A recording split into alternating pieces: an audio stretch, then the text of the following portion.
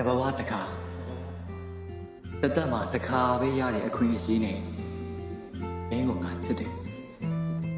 ဒါဟာဝေကျွေးတစ်ခုဆိုရင်အဲ့ဒီဝေကျွေးကို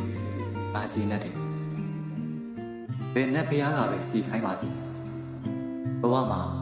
တခါပဲရွေးချယ်ခွင့်ရှိရတော့မင်းရှိရတဲ့ရက်ကို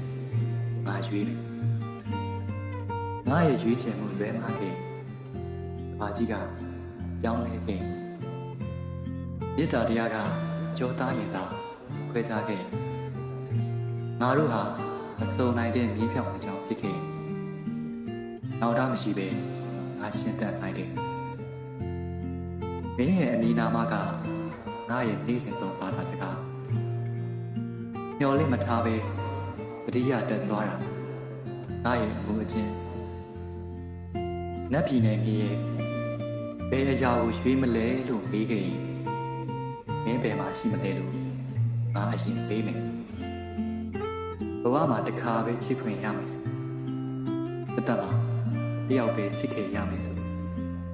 တပါကြီးကပြောင်းလဲခဲ့မယ်ဆိုမင်းကိုချစ်တဲ့စိတ်ကဘယ်အခါမှပြောင်းလဲမှာ